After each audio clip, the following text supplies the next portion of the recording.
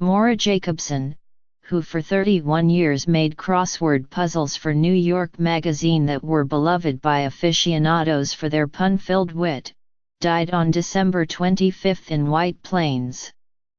She was 91. Her death was confirmed by her husband, Dr. Jerome Jacobson.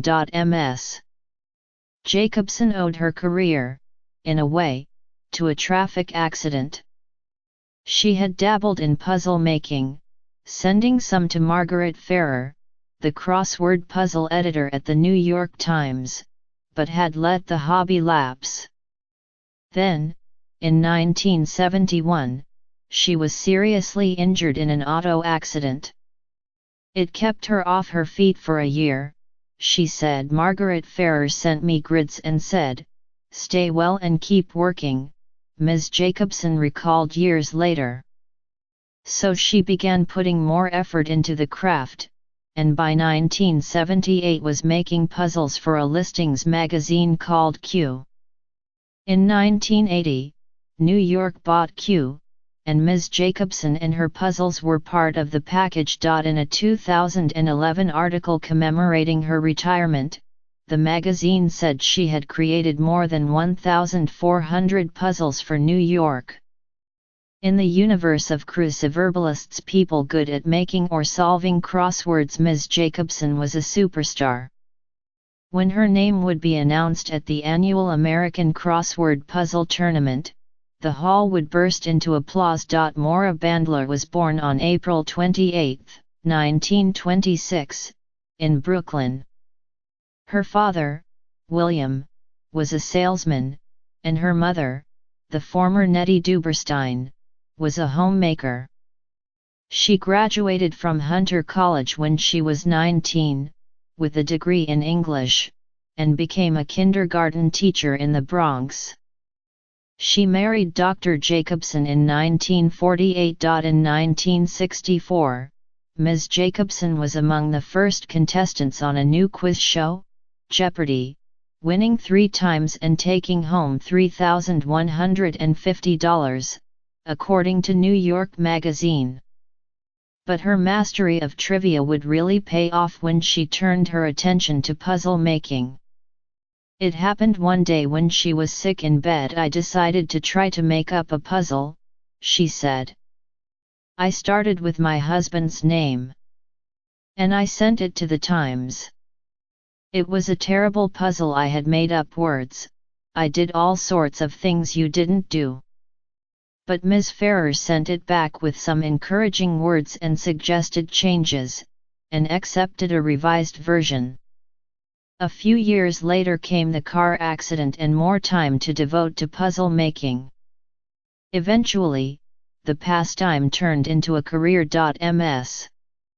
Jacobson's puzzles were dense with thematic clues and full of intricate puns, but she was not the kind of diabolical cruciverbalist whose goal is to make the puzzle unsolvable. She said she would generally make the clues for the upper left of the grid, where most solvers start a puzzle, unintimidating, so as not to discourage people.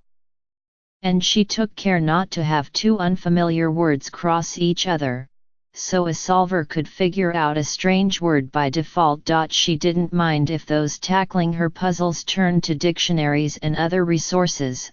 For her, it was all about filling in the grid by whatever means necessary. "There's no such thing as cheating," she said at a crossword event in 1996. Not that a dictionary would be much help cracking her witty thematic clues. Take, for instance, the puzzle she provided for the 2008 American Crossword Puzzle Tournament. It was sprinkled with phrases the cartoon character Elmer Fudd might have uttered. The answer for a clue for parakeet noise in the Netherlands was Dutch tweet. In addition to her husband, Ms. Jacobson is survived by a daughter, Joanne Pye, 2 grandchildren, and 2 great-grandchildren. Along with her puzzles for New York, Ms. Jacobson had 66 puzzles in the Times over the years.